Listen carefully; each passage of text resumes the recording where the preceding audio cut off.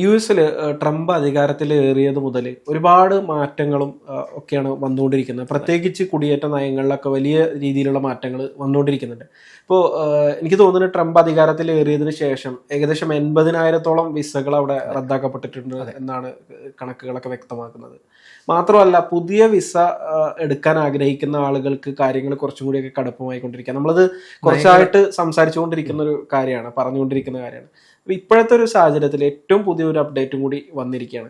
എന്തൊക്കെയാണ് പുതിയ അപ്ഡേറ്റുകൾ? കാരണം ഈ വിസ പലപ്പോഴും ഒരുപാട് ആളുകൾക്ക് വിസ നിഷേധിക്കപ്പെടാനുള്ള ഒരു സാഹചര്യമാണ് ഇനി വരാൻ പോകുന്നത് എന്നാണ് നമുക്ക് മനസ്സിലാക്കാൻ കഴിയുന്നത്.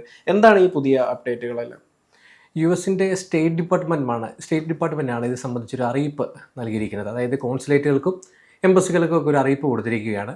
ആരോഗ്യ പ്രശ്നങ്ങളുള്ള, അതായത് വിട്ടുമാറാത്ത രോഗങ്ങളുള്ള, ഹൃദ്രോഗം, പ്രമേഹം അടക്കമുള്ള രോഗങ്ങളുള്ള അപേക്ഷകർക്ക് വിസ കൊടുക്കേണ്ടെന്നാണ് US-ൻ്റെ ഈ നിർദ്ദേശം. US സ്റ്റേറ്റ് ഡിപ്പാർട്ട്മെൻറ്റ്, അതായത് അവിടുത്തെ ഒരു പ്രധാന ഏജൻസിയാണ്, US സർക്കാരിൻ്റെ പ്രധാന ഏജൻസി. എംബസികൾക്കും കോൺസുലേറ്റുകൾക്കും ഒക്കെ, അതായത് നമ്മളിപ്പം വിസയ്ക്ക് അപേക്ഷിക്കുകയാണെങ്കിൽ നമ്മൾ അഭിമുഖം നടക്കുന്നത് എംബസികൾ, കോൺസുലേറ്റിലൊക്കെ ആയിരിക്കും. അപ്പോൾ അവിടുത്തെ വിസ ഓഫീസർ നമ്മളോട് ചോദിക്കുന്ന, അവിടുത്തെ അപേക്ഷയിൽ നമ്മൾ കൊടുക്കേണ്ട ഒരു നമ്മുടെ ആരോഗ്യ പ്രശ്നത്തെക്കുറിച്ച് നമ്മൾ പറയുന്നുണ്ടെങ്കിൽ, മെൻഷൻ ചെയ്യുന്നുണ്ടെങ്കിൽ, അവർ ചോദിക്കുന്നുണ്ടെങ്കിൽ അതിന് നമുക്ക് പ്രമേഹം അടക്കമുള്ള വിട്ടുമാറാത്ത രോഗങ്ങളുണ്ടെങ്കിൽ നമുക്ക് വിസ നിഷേധിക്കാനുള്ള സാധ്യത കൂടുതലായിരിക്കും. ഇതാണ് ഏറ്റവും പുതിയ അപ്ഡേറ്റ്. അതായത് സെറ്റ് ഓഫ് ഡിസീസിൻ്റെ കാര്യങ്ങൾ അവർ പറയുന്നുണ്ട്. അതിലൊന്നാണ് പ്രമേഹം, ഹൃദ്രോഗം. അങ്ങനെ സെറ്റ് ഓഫ് ഡിസീസിൻ്റെ ഉണ്ടെങ്കിൽ നമുക്ക് വിസ നിഷേധിക്കാനുള്ള സാധ്യത കൂടുതലാണെന്നാണ് ഏറ്റവും പുതിയ അപ്ഡേറ്റ്. തീർച്ചയായിട്ടും ഈ രോഗങ്ങൾ ഉള്ള ആളുകൾക്ക് വിസ നിഷേധിക്കാനുള്ള ഒരു സാധ്യത കൂടുതലാണ് എന്ന് പറയുന്നുണ്ട്. എന്തുകൊണ്ടാണ് അങ്ങനെ ഒരു സാധ്യത? കാരണം എന്താണെന്ന് വെച്ച് കഴിഞ്ഞാൽ ഇത് ഒരു അമേരിക്ക എന്തോ പോളിസിയിലുള്ള മാറ്റങ്ങളും കാര്യങ്ങളൊക്കെ വരുത്തുന്നതുകൊണ്ടാണ് ഇത്തരത്തിലൊരു കാര്യം സംഭവിക്കുന്നത്. എന്തുകൊണ്ടാണ് ഇവരുടെ വിസ റദ്ദാക്കാനുള്ള സാധ്യത കൂടുതലാണ് എന്ന് നമ്മൾ പറയാം. സൈഫ്, നമുക്ക് അതിലേക്ക് പോകുന്നതിന് മുമ്പ് ഏതൊക്കെ രോഗങ്ങൾ ആദ്യം നോക്കാം. നമുക്ക് ഹൃദയ സംബന്ധമായ രോഗങ്ങളുണ്ട്, ശ്വാസകോശ സംബന്ധമായ രോഗങ്ങളുണ്ട്, ക്യാൻസർ ഉണ്ട്, പ്രമേഹമുണ്ട്, മെറ്റബോളിക് രോഗങ്ങളുണ്ട്, നാഡീ സംബന്ധമായ രോഗങ്ങളുണ്ട്, മാനസിക പ്രശ്നങ്ങളുണ്ട്. ഇത്രയും ഒരു സെറ്റ് ഓഫ്, കുറച്ചുകൂടെ ഉണ്ടാവും, അത്ര സെറ്റ് ഓഫ് രോഗങ്ങളുള്ള അപേക്ഷകർക്ക് ഈ രോഗങ്ങൾ ഉണ്ടെങ്കിൽ ഇവർക്ക് വിസ നിഷേധിക്കാൻ സാധ്യത കൂടുതലാണ് പറയുന്നത്. അത് എന്തുകൊണ്ടാണെന്ന് ചോദിച്ചാൽ, ഇപ്പം ഈ അപേക്ഷകന് ഈ സെറ്റ് ഓഫ് രോഗങ്ങളുള്ള ഏതെങ്കിലും രോഗങ്ങളുള്ള ഒരു അപേക്ഷകനെ US-ലേക്ക് എത്തുകയാണ്. US-ലേക്ക് എത്തുന്ന സാഹചര്യം ഉണ്ടാവുകയാണെങ്കിൽ ലക്ഷക്കണക്കിന് രൂപയുടെ ചികിത്സ ആവശ്യം വേണ്ടി വരാം. ഒരു പക്ഷേ ഉദാഹരണം പറയുകയാണെങ്കിൽ ക്യാൻസർ രോഗമുള്ള ഒരു വ്യക്തിയാണ്, അല്ലെങ്കിൽ പ്രമേഹം, ഹൃദ്രോഗമുള്ള ഒരു വ്യക്തിയാണ്.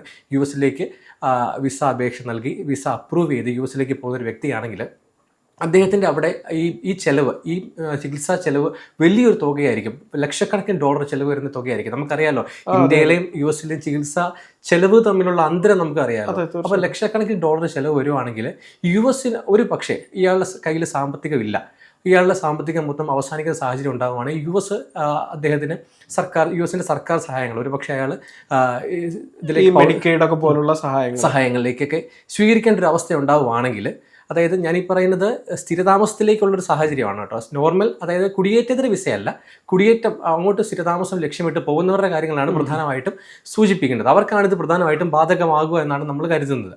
അപ്പോൾ അങ്ങനെ അവിടെ സ്ഥിരതാമസം ലഭിക്കുന്ന സാഹചര്യത്തിൽ ഇവരുടെ കയ്യിലുള്ള സാമ്പത്തികം എല്ലാം അവസാനിച്ച് അങ്ങനെ സർക്കാർ സഹായങ്ങളെ ആശ്രയിക്കേണ്ട സാഹചര്യം ഉണ്ടാകണം. അങ്ങനെ സാഹചര്യം ഉണ്ടാകുമ്പോഴത്തേക്കും US-ന് ഈ അപേക്ഷകൻ അല്ലെങ്കിൽ ഈ വ്യക്തി ഒരു സാമ്പത്തിക ഭാരമായിട്ട് മാറുകയാണ്. അങ്ങനെ ഒരുപാട് പേര് US-ന്റെ സാമ്പത്തിക സഹായങ്ങൾ, അതായത് US പൗരന്മാർക്ക് കിട്ടേണ്ട സഹായങ്ങൾ കുടിയേറി വന്നവൻ സ്വന്തമാക്കുന്ന ഒരു സാഹചര്യം ഒഴിവാക്കാൻ വേണ്ടിയിട്ടാണ് ഇങ്ങനൊരു പുതിയൊരു നിയമം കൂടെ കൊണ്ടുവരുന്നത്.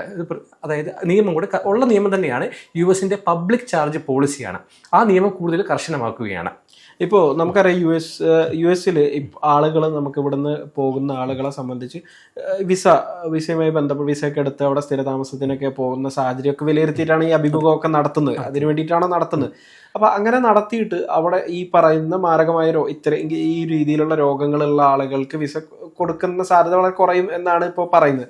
അതിനെടുത്ത് പറയേണ്ട ഒരു കാരണം എടുത്തു പറയുന്നത് അവിടെയുള്ള പിന്നീട് അത് പ്രത്യേകിച്ച് സാമ്പത്തികമായിട്ടുള്ള ഇപ്പോൾ ഉള്ള രോഗത്തിന് ചികിത്സിക്കാൻ അവിടെ കഴിയുന്ന ഒരു വ്യക്തിയാണെങ്കിൽ തീർച്ചയായിട്ടും അതിന്റെ ആവശ്യമില്ല. പക്ഷെ അല്ലാത്ത ഒരാളുകളെ സംബന്ധിച്ച് തീർച്ചയായിട്ടും ഇങ്ങനെ അവിടുത്തെ സഹായങ്ങളൊക്കെ തേടേണ്ടി വരും. ഇപ്പോൾ എനിക്ക് തോന്നുന്നത് ഇതുമായി ബന്ധപ്പെട്ടിട്ട് US-ന്റെ പല ആളുകളും പറയുന്നത്, അല്ലെങ്കിൽ അവരൊക്കെ പറയുന്നത് എന്താണെന്ന് വെച്ച് കഴിഞ്ഞാൽ എന്തിനാണ് ഈ പുറത്തുനിന്ന് വരുന്ന ഈ ആളുകളുടെ ഒരു ചികിത്സാ ചെലവ് അവിടുത്തെ അമേരിക്കൻസിന്റെ നികുതിയിൽ നിന്ന് ഈടാക്കുന്നത് എന്നാണ്. അത് മാത്രമല്ല അതായത് അമേരിക്കയിലുള്ള ആളുകൾക്ക്, അവിടുത്തെ ആളുകൾക്ക് ഗുണകരമാകുന്ന രീതിയിൽ, അവിടുത്തെ പൗരന്മാർക്ക് ഗുണകരമാകുന്ന രീതിയിലുള്ള കാര്യങ്ങളാണ്, നയങ്ങളാണ് ഇവര് സ്വീകരിക്കുന്നത്, അതായത് ട്രംപ് ഭരണകൂടം സ്വീകരിക്കുന്നത് എന്ന കാര്യം ഒരു രഹസ്യമല്ല എന്നൊക്കെയാണ് ട്രംപുമായി ബന്ധപ്പെട്ട അടുത്ത വൃത്തങ്ങൾ പറയുന്നത്. പക്ഷെ അങ്ങനെ പറയുമ്പോൾ സ്വാഭാവികമായിട്ടും ഈ പബ്ലിക് ചാർജ് പോളിസിനെ കുറിച്ച് നമ്മൾ കൂടുതലായിട്ട് സംസാരിക്കേണ്ടി വരും. എന്തുകൊണ്ടാണ് ഇങ്ങനെ ഒരു പോളിസി ഇപ്പോൾ എടുക്കുന്നതെന്നും കൂടി അതിൽ പ്രധാനപ്പെട്ട ഒരു കാര്യമല്ലേ? അതിന് മുന്നേ ഞാൻ ഒരു അമേരിക്കൻ മാധ്യമം ദ ഹിൽ എന്ന് പറഞ്ഞൊരു മാധ്യമത്തോടെ ഒരു US ഉദ്യോഗസ്ഥൻ പറഞ്ഞൊരു കാര്യമുണ്ട്. അപ്പോൾ അതിനകത്ത് കുറച്ചുകൂടെ നമ്മൾ ഈ പറയുന്ന കാര്യത്തിൽ കുറച്ചുകൂടി വ്യക്തത വരും. അപ്പോൾ അദ്ദേഹം പറഞ്ഞിങ്ങനെയാണ്: പ്രമേഹമുള്ള ഒരാൾക്ക് ഇൻസുലിൻ ആവശ്യമുണ്ടെങ്കിൽ വിസ നിഷേധിക്കില്ല. എന്നാൽ അതിനുള്ള പണം കണ്ടെത്താൻ മെഡിക്കെയ്ഡ് പോലുള്ള സർക്കാർ സഹായം ആവശ്യമാണെങ്കിൽ വിസ നിഷേധിക്കപ്പെട്ടേക്കാം. അതായത് ഇപ്പോൾ നമ്മൾക്ക് അപേക്ഷകൻ ഒരുപാട് സമ്പത്തുള്ള ഒരാളാണ്. നമ്മൾ എന്ത് പറഞ്ഞ US പോകണമെങ്കിൽ നമ്മുടെ സമ്പത്ത്, നമ്മുടെ സോഴ്സ് കാണിക്കണം. അപ്പം നമുക്കൊരു സമ്പത്തുള്ള ആളാണെങ്കിൽ വിസ ഓഫീസർക്ക് മനസ്സിലാകും US പോയാലും സ്വന്തം സർക്കാർ സഹായങ്ങൾ സ്വീകരിക്കാതെ സ്വന്തം ചെലവിൽ അയാൾക്ക് ചികിത്സ മുന്നോട്ട് കൊണ്ടുപോകാൻ സാധിക്കുമെന്ന് വിസ ഓഫീസർക്ക് മനസ്സിലാവുകയാണെങ്കിൽ അത് വിസ ഓഫീസറുടെ വിവേചനാധികാരമാണ്. അപ്പം വിസ ഓഫീസർക്ക് മനസ്സിലാവുകയാണെങ്കിൽ ഇയാൾക്ക് അപേക്ഷ അപ്രൂവ് ചെയ്ത് കൊടുക്കാൻ പറ്റും. ഇൻ കേസ് ഇതല്ല, വിസ ഓഫീസർ പറയുകയാണ് നമുക്ക് സോഴ്സ് ഇല്ല, നമുക്ക് US ചെന്നാലും നമ്മുടെ സ്വന്തം പൈസ ഇല്ല കയ്യിൽ, അപ്പം നമുക്ക് സർക്കാർ സഹായങ്ങളെ, അത് മെഡിക്കെയ്ഡ് പോലുള്ള സർക്കാർ സഹായങ്ങളെ ആശ്രയിക്കേണ്ട ഒരു സാഹചര്യം ഉണ്ടാവുകയാണെങ്കിൽ, അങ്ങനെ അതാണ് ഞാൻ പറഞ്ഞത്, ഇൻസുലിൻ മേടിക്കാൻ നമ്മുടെ പൈസ ഉണ്ടെങ്കിൽ നമുക്ക് കയറി പോകാം, ഒരു കുഴപ്പമില്ല. ഈ ഇൻ കേസ് നമ്മുടെ പൈസ എല്ലാം, ഇൻസുലിൻ എന്ന് പറഞ്ഞാൽ നമ്മളൊരു ഉദാഹരണം പറഞ്ഞാണ്, ഇൻ കേസ് നമ്മുടെ കാശും കാര്യങ്ങളെല്ലാം തീർന്നു പോയി, അവസാനിച്ച ചികിത്സാ ചെലവുകൾ പൂർണ്ണമായും കാലിയാവുന്ന ഒരു അവസ്ഥ ഉണ്ടായി അങ്ങനെ US ഒരു സമ്പത്ത് ഇൻഷുറൻസുകളെയൊക്കെ ആശ്രയിക്കേണ്ട ഒരു സാഹചര്യം ഉണ്ടാവുകയാണെങ്കിൽ അവിടെ വിസ നിഷേധിക്കാനുള്ള സാധ്യത കൂടുതലാണെന്നാണ് പറയുന്നത്. അപ്പം ഞാനിപ്പം നേരത്തെ സൈഫു ചോദിച്ചു, പബ്ലിക് ചാർജ് നിയമത്തെക്കുറിച്ച് ചോദിച്ചു. പബ്ലിക് ചാർജ് നിയമം എന്ന് പറയുന്നത്, അതായത് ഒരു US എത്തുന്ന ആൾ US സർക്കാർ സഹായങ്ങൾ, ഇപ്പം മെഡിക്കെയ്ഡ് എന്ന് പറഞ്ഞത് ഞാൻ പറഞ്ഞു ഒരു ആരോഗ്യ സഹായമാണ്. ഭക്ഷ്യ സഹായം എന്ന് പറഞ്ഞത് സപ്ലിമെൻ്ററി ന്യൂട്രീഷൻ അസിസ്റ്റൻസ് പ്രോഗ്രാം, ഒരു ഭക്ഷ്യ സഹായമാണ്, സ്നാപ്പ് എന്നറിയപ്പെടും. അപ്പോൾ ഇതൊക്കെ ഓരോ സഹായങ്ങളാണ്. വിവിധ പാർപ്പിട വിദ്യാർത്ഥികൾക്കുള്ള സഹായങ്ങളുണ്ട്, കുട്ടികൾക്കുള്ള സഹായങ്ങളൊക്കെ ഉണ്ട്. ഇതൊക്കെ സ്വീകരിക്കുന്ന ഒരാൾ എത്രത്തോളം സ്വീകരിക്കുന്നുവെന്ന് ബന്ധപ്പെട്ട അവലോകനം വിലയിരുത്താനുള്ളൊരു നിയമമാണ് ഈ പബ്ലിക് ചാർജ് നിയമം. ഈ പബ്ലിക് ചാർജ് നിയമത്തെക്കുറിച്ച് പറയുകയാണെങ്കിൽ ട്രംപിൻ്റെ ഒന്നാം ഭരണകാലം നേരത്തെ ഭരിച്ച സമയത്ത് ഇത് കൊണ്ടുവന്നായിരുന്നു, കുറച്ചും കൂടെ കർശനമായിട്ട് നടപ്പാക്കാനുള്ള കാര്യങ്ങൾ മുമ്പോട്ട് പോയായിരുന്നു. അതിനുശേഷം ട്രംപിന് അത് പൂർത്തിയാക്കാൻ പറ്റാതെ പിന്നീട് ജോ ബൈഡൻ്റെ ഭരണം വരുമായിരുന്നു. ജോ ബൈഡൻ കുറച്ചും കൂടെ കുടിയേറ്റക്കാർക്ക് അനുകൂലമായിട്ട് ഇത് ലളിതവൽക്കരിച്ചു. അങ്ങനെ വന്ന ശേഷമാണ് വീണ്ടും ട്രംപ് അധികാരത്തിലേറിയ ശേഷമാണ് ഇത്തരമുള്ള ഓരോ നയങ്ങൾ വീണ്ടും കടുപ്പിക്കാൻ പോകുന്നത്. അതങ്ങനെ പബ്ലിക് ചാർജ് നിയമം, അതായത് US എത്തുന്ന ഒരു വ്യക്തി, ഒരു കുടിയേറ്റക്കാരൻ എത്രത്തോളം സർക്കാർ സഹായങ്ങളെ ആശ്രയിക്കുന്നുണ്ടെന്ന് വിലയിരുത്തപ്പെടുന്ന ഒരു നിയമം കൂടുതൽ കർശനമാക്കാൻ പോകുന്നതിൻ്റെ സൂചനയാണ്, അതിൻ്റെ ഏറ്റവും ആദ്യ പടിയാണ് ഈ ഒരു പുതിയ അപ്ഡേറ്റ്. വിസ അപേക്ഷകൾ ശ്രദ്ധിക്കേണ്ട ഒരു പുതിയ അപ്ഡേറ്റ് ഉണ്ടായിരിക്കുന്നത്. തീർച്ചയായിട്ടും നമ്മളിപ്പോൾ ഇത്ര നേരം വിസ എടുക്കുന്ന ആളുകളെ, പുതിയ വിസ എടുത്തിട്ട് അമേരിക്കയിലേക്ക് വരുന്ന ആളുകളെ കുറിച്ചാണ് നമ്മൾ സംസാരിച്ചത്. ഇത് എത്രത്തോളം ഗ്രീൻ കാർഡ് നേടാൻ ആഗ്രഹിക്കുന്ന, അല്ലെങ്കിൽ അവിടെ അങ്ങനെ സ്ഥിരതാമസത്തിന് നേടാൻ ആഗ്രഹിക്കുന്ന, അല്ലെങ്കിൽ അങ്ങനെയുള്ള ആളുകളെ ഇപ്പം നിലവിൽ അവിടെ ഉള്ള ആളുകളെ ഏതെങ്കിലുമൊക്കെ തരത്തിൽ ബാധിക്കാനും സാധ്യതയുണ്ടോ? അതെ, അപ്പം നമ്മളവിടെ ചെല്ലുന്ന സ്ഥിരതാമസം എന്ന് പറയുന്നത് US ഗ്രീൻ കാർഡ് അല്ലെങ്കിൽ സ്ഥിരതാമസം നേടാൻ പറ്റുമെന്ന് പറയുന്നത് ഒരുപാട് നാളത്തെ ഒരു പ്രക്രിയയാണ്. അപ്പോൾ ഓരോ നാളത്തെ അവിടെ താമസിച്ച ശേഷം നമുക്കത് ഗ്രീൻ കാർഡിലേക്ക് പോകാൻ പറ്റത്തുള്ളൂ. അതിനുശേഷം നമുക്ക് അവിടെ സിറ്റിസൺഷിപ്പിലേക്ക് അപ്ലൈ ചെയ്യാൻ പറ്റത്തുള്ളൂ. അപ്പം ഗ്രീൻ കാർഡ് നേടുന്ന ഒരു വ്യക്തിക്കും, നമ്മൾ നേരത്തെ പറഞ്ഞത് വിസ അപേക്ഷകന്റെ കാര്യമാണ്, ഗ്രീൻ കാർഡ് നേടുന്ന ഒരു വ്യക്തിക്കും ഇത് ബാധകമാണ്. ഈ പബ്ലിക് ചാർജ് നിയമം ബാധകമാണ്. അദ്ദേഹം എത്രത്തോളം അത് സംബന്ധിച്ചൊരു പുതിയൊരു നിയമം അവർ അവതരിപ്പിക്കാൻ പോവാണ്. US citizenship and immigration services, USCIS എന്ന് പറയുന്ന ഒരു ഏജൻസി ഇത് സംബന്ധിച്ചൊരു പുതിയ നിയമം, ഈ പബ്ലിക് ചാർജ് എത്രത്തോളം ഗ്രീൻ കാർഡിന് അപേക്ഷിക്കുന്ന ആൾ ഉപയോഗിക്കുന്നുണ്ടെന്ന് കണ്ടെത്താൻ വേണ്ടിയിട്ടുള്ളൊരു ഒരു നിയമം കൊണ്ടുവരാൻ പോവുകയാണ്. ഓൾറെഡി ഉള്ള നിയമമാണ്. ഈ നിയമം എത്രത്തോളം കൂടുതൽ ഉപയോഗിക്കുകയാണെങ്കിൽ അദ്ദേഹത്തിന് ഗ്രീൻ കാർഡ് നിഷേധിക്കാനുള്ള സാധ്യത കൂടുതലാണ് പറയുന്നത്. ഇത് ഓൾറെഡി നിയമം പ്രപ്പോസ് ചെയ്തിട്ടുണ്ട്, അതായത് മുന്നോട്ട് വെച്ചിട്ടുണ്ട്. ഇത് അംഗീകരിക്കപ്പെടുകയാണെങ്കിൽ, അതായത് ഇന്ത്യക്കാരടക്കമുള്ള ഒരുപാട് പേർക്ക് അതായത് സ്വീകരിക്കുന്നുണ്ടെങ്കിൽ അവിടുത്തെ സർക്കാർ സഹായങ്ങൾ, ഉദാഹരണം പറയുകയാണെങ്കിൽ H1B വിസയുള്ള ഒരാളാണ്, H1B വിസയുള്ള ആൾക്ക് അവിടുത്തെ സർക്കാർ സഹായങ്ങൾ സ്വീകരിക്കാൻ പറ്റും. അങ്ങനെ സ്വീകരിക്കാൻ ഒരാളാണെങ്കിൽ അദ്ദേഹം ഗ്രീൻ കാർഡിന് അപ്ലൈ ചെയ്യുകയാണെങ്കിൽ, ഈ പുതിയ നിയമം നടപ്പാക്കുകയാണെങ്കിൽ ആ സർക്കാർ സഹായം സ്വീകരിക്കുന്നുണ്ടെങ്കിൽ അദ്ദേഹത്തിന് സ്ഥിരതാമസം അല്ലെങ്കിൽ ഗ്രീൻ കാർഡ് കിട്ടാനുള്ള സാധ്യത വളരെ കുറയും.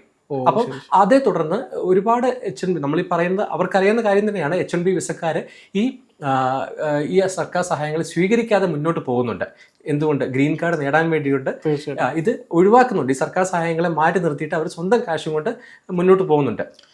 ചുരുക്കി പറഞ്ഞു കഴിഞ്ഞാൽ പുതിയ വിസ എടുക്കുന്ന ആളുകളും വിസ എടുക്കാൻ ഉദ്ദേശിക്കുന്ന ആളുകൾ മാത്രമല്ല, ഗ്രീൻ കാർഡ് എടുക്കാൻ ഉദ്ദേശിക്കുന്ന ആളുകളെയും ഒക്കെ ഇത് ബാധിക്കുന്നുണ്ട്. അപ്പൊ അവരൊക്കെ അതൊക്കെ മുൻകൂട്ടി തിരിച്ചറിഞ്ഞുകൊണ്ട് ആ രീതിയിലേക്ക് തന്നെ കാര്യങ്ങളൊക്കെ അങ്ങനെയൊക്കെ ചെയ്യുന്നുണ്ട്.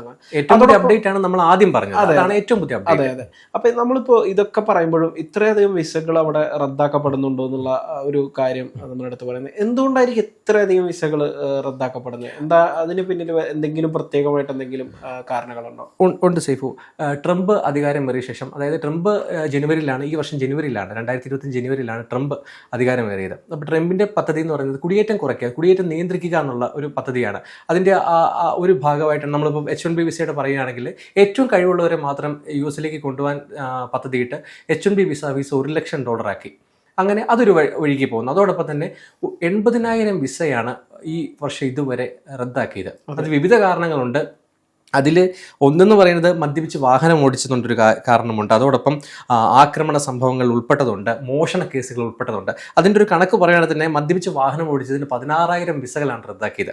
അതോടൊപ്പം ആക്രമണ സംഭവങ്ങളിൽ 12,000 വിസകൾ റദ്ദാക്കിയിട്ടുണ്ട്. മോഷണ കേസുകൾ ഉൾപ്പെട്ടതിന് 8,000 വിസകൾ നമ്മളിപ്പോൾ കാണുന്നുണ്ട്. അവിടുത്തെ ടാർഗറ്റ് സ്റ്റോറുകൾ അടക്കമുള്ള വിവിധ, ഇപ്പോൾ കോസ്കോസ് ടാർഗറ്റ് എന്ന് പറയുന്നത് വിവിധ സ്റ്റോറുകൾ ഇപ്പോൾ ഇന്ത്യക്കാർ ചെറിയ മോഷണം നടത്തിയ പോലും അത് വലിയൊരു ഗുരുതര, അതായത് പൈസ കൊടുക്കാതെ ഇറങ്ങിയെന്നുള്ള, അതാണ് അവർ പറയുന്നത്. ഈ മോഷണം എന്ന് പറയുമ്പോൾ അതൊരു ഗുരുതരമായ മിസ്റ്റേക്ക് തന്നെയാണ്. പക്ഷെ ഈ പറയുന്ന ട്രാഫിക് സംബന്ധമായ വിഷയങ്ങൾ, ഇപ്പൊ ഇതിനകത്ത് തെറ്റുകൾ സംഭവിക്കുന്നുണ്ട്. ഇപ്പൊ ഞാൻ കഴിഞ്ഞ ദിവസം ഒരു വാർത്ത വെച്ചു, എനിക്ക് അദ്ദേഹത്തിന്റെ പേര് കറക്റ്റായിട്ട് ഓർമ്മയില്ല. വർഷങ്ങളായിട്ട് ഏകദേശം 40 വർഷത്തോളം അവിടെ ചെയ്യാത്തൊരു തെറ്റിന് ജയിലിൽ കിടന്നൊരു വ്യക്തി, ഒരു ഇന്ത്യൻ വംശജനായിട്ടുള്ള ഒരു വ്യക്തിയാണ്. അദ്ദേഹം ജയിലിൽ നിന്ന് ഇറങ്ങി വന്ന സമയത്ത് ഈ കുറെ കാലത്തെ അന്ന് അവിടെ ഈ പറയുന്ന പ്രോസിക്യൂഷന്റെ അടുത്ത് ഒരു രേഖ ഹാജരാക്കാൻ, അതായത് വെടിയേറ്റ് മരിച്ച കേസായിരുന്നു. ആ വെടിയേറ്റ് അയാൾ കൊല്ലപ്പെട്ട തോക്ക് അല്ലെങ്കിൽ ആ ഒരു തോക്ക് ഇതല്ല എന്ന് വ്യക്തമാക്കുന്ന ഒരു രേഖ പ്രോസിക്യൂഷന്റെ മുന്നിൽ അവിടെ ഹാജരാകുന്നുണ്ടായിരുന്നില്ല. ഇവിടെ കോടതിയിൽ ഹാജരാകാത്തതിന്റെ പേരിലാണ് അദ്ദേഹത്തിന് ഇത്രകാലം ശിക്ഷിക്കപ്പെട്ട് കിടക്കേണ്ടി വന്നത്. ഒടുവിൽ ഇത്രയും വർഷത്തിന് ശേഷം പുറത്തു വരുന്നൊരു സാഹചര്യം ഉണ്ടാകുന്നത്. പക്ഷെ എന്നിട്ട് പോലും അദ്ദേഹം ജയിലിൽ നിന്ന് തിരിച്ചു വരുന്ന സമയത്ത് വീണ്ടും ഡിറ്റൻഷൻ സെന്ററിലേക്ക് കൊണ്ടുപോകണം. പണ്ടത്തെ ഏതോ ഒരു കേസ് ഉണ്ടെന്ന് പറഞ്ഞിട്ട്, അന്നത്തെ ഏതോ നാടുകടത്തൽ ഉത്തരവുണ്ടെന്ന് പറഞ്ഞിട്ട്. ഇപ്പൊ എനിക്ക് തോന്നുന്നത് മാധ്യമങ്ങളെല്ലാവരും വാർത്തയാക്കിയതാണ്. ഇപ്പൊ അവിടെ അതിനെതിരെ കോടതി ഉൾപ്പെടെയുള്ള ആളുകളൊക്കെ അവിടെ വക്കീലന്മാരെ കൂട്ടം ഒക്കെ അതിനെതിരെ ഇത് ചെയ്യുകയും ഒക്കെ ചെയ്യുന്ന ഒരുപാട് സാഹചര്യങ്ങളുണ്ട്. അപ്പൊ ഈ നമുക്ക് വിസ റദ്ദാക്കുക എന്ന് പറയുമ്പോൾ ഇതുപോലെ മിസ്റ്റേക്കുകളും കൂടി സംഭവിക്കുന്നില്ല. നമ്മുടെ ഭാഗത്തു നിന്നുണ്ടെങ്കിൽ ചെറിയൊരു അശ്രദ്ധയ്ക്ക് പോലും അവിടെ വലിയ വില കൊടുക്കേണ്ട ഒരു സാഹചര്യമാണ് അവിടെ ഉണ്ടായത്. അതായത് ഞാൻ പറഞ്ഞ 19,000 ഇത്തരം അശ്രദ്ധ ഇല്ലാത്ത ആളുകൾക്ക് പോലും ഇത് സംഭവിക്കുന്നുണ്ട് എന്നുള്ളതാണ്. അപ്പോ അതുകൊണ്ടാണല്ലോ ഇപ്പൊ ഈ 40 വർഷമൊക്കെ ജയിലിൽ ചെയ്യാത്ത കുറ്റത്തിന് ജയിലിൽ കിടന്ന ഒരാളിനെ അന്നത്തെ 1980-കളിലൊക്കെ അന്നത്തെ ഒരു ഓർഡർ ഉണ്ടായിരുന്നു എന്ന് പറഞ്ഞിട്ട്, അത് അദ്ദേഹത്തിന് എത്ര വയസ്സായിരുന്നു എന്നുള്ളത് കൂടി ഓർക്കണം. അപ്പൊ ആ ഒരു സമയത്തുള്ള ഒരു വിഷയം പറഞ്ഞിട്ട് നേരെ അതായത് ഈ ജയിലിൽ നിന്ന് ഇറങ്ങുന്ന സമയത്ത് കൊണ്ടുപോകുന്നത് പിന്നീട് കൊണ്ടുപോകുന്നത് ഡിറ്റൻഷൻ സെന്ററിലേക്കാണ്. നാടുകടത്തൽ ഭീഷണി നേരിടുക എന്നൊരു സാഹചര്യം വരുന്നത്. അപ്പോൾ ഈ ചെറിയ തെറ്റുകൾ എന്നതിലുപരി ഒരുപാട് മിസ്റ്റേക്കുകൾ, ഒരുപാട് തെറ്റുകളും ഒക്കെ ഇങ്ങനെ ആ രീതിയിൽ സംഭവിക്കുന്നില്ല. അതോടൊപ്പം 6,000-ലധികം വിദ്യാർത്ഥികളുടെ വിസയും റദ്ദാക്കിയിട്ടുണ്ട്. അവരുടെ കാര്യം സൈഫ് പറഞ്ഞത് ചേർത്ത് വായിക്കപ്പെടുകയാണെങ്കിൽ വിസ കാലാവധി കഴിഞ്ഞിട്ട് അവർ രാജ്യത്ത് തുടർന്നു. അതോടൊപ്പം ഭീകര സംഘടനകൾക്ക് പിന്തുണ നൽകിയ അത് അങ്ങനെ ഒരു ആരോപണം ഉന്നയിച്ച് പലസ്തീൻ അനുകൂല പ്രതിഷേധങ്ങളിൽ പങ്കെടുത്തു എന്നൊക്കെ ആരോപിച്ച് അങ്ങനെ 6,000 വിദ്യാർത്ഥികളുടെ വിസയും US റദ്ദാക്കിയിട്ടുണ്ട്. അപ്പോൾ ഇത്രത്തോളം കടുത്ത നടപടികളിലേക്ക് US പോവുകയാണ്. അങ്ങനെ ഈ ട്രംപിന്റെ ഭരണകാലയളവ് 1 വർഷം പോലും ആയിട്ടില്ലെന്ന് ഓർത്തു. 1 വർഷം പോലും ആയിട്ടില്ല. അതിനു മുന്നേ 80,000 പേരുടെ വിസയാണ് റദ്ദാക്കിയത്. അതിനകത്ത് ഇന്ത്യക്കാരടക്കം ഉൾപ്പെടുന്നുണ്ട്. നമുക്കിപ്പോൾ നാട് കടത്തിയവരുടെ എണ്ണ ഏകദേശം 1,500-ലധികം ഇന്ത്യക്കാരെയാണ് ഈ 1 വർഷം നാട് കടത്തിയിരിക്കുന്നത്. തീർച്ചയായിട്ടും നാട് കടത്തുക എന്ന് മാത്രമല്ല, വിസ റദ്ദാക്കുന്നതും മാത്രമല്ല, അതൊക്കെ നമ്മൾ കഴിഞ്ഞ കുറച്ചായിട്ട് എല്ലാവർക്കും അറിയുന്ന ഒരു കാര്യമാണ്. അതോടൊപ്പം തന്നെ പുതിയ വിസ എടുക്കുന്ന ആളുകളെയും കൂടി ഈ വിഷയങ്ങളൊക്കെ ബാധിക്കുന്നുണ്ട് എന്നതാണ് നമ്മൾ മനസ്സിലാക്കേണ്ടത്. പബ്ലിക് ചാർജ് പോളിസി വെച്ച് ഭാവിയിൽ അവിടുത്തെ സർക്കാർ സഹായങ്ങൾ ആവശ്യപ്പെടാൻ അല്ലെങ്കിൽ ആശ്രയിക്കാൻ അങ്ങനെ സാധ്യതയുള്ള ആളുകൾക്ക് വിസ നിഷേധിക്കുന്നത് ഉൾപ്പെടെയുള്ള നടപടികളാണ് ഇപ്പോൾ ഏറ്റവും ലേറ്റസ്റ്റ് ആയിട്ട് വന്നുകൊണ്ടിരിക്കുന്നത്. അത് ഗ്രീൻ കാർഡ് ഉൾപ്പെടെ എടുക്കാൻ ആഗ്രഹിക്കുന്ന ആളുകളെ ഉൾപ്പെടെ ബാധിക്കുന്ന തരത്തിലായിട്ട് മാറിയിട്ടുണ്ട്. അതാണ് നമ്മൾ ചർച്ച ചെയ്തത്. എന്തായാലും എന്താണ് സംഭവിക്കുക എന്ന് നമുക്ക് കണ്ടറിയാം.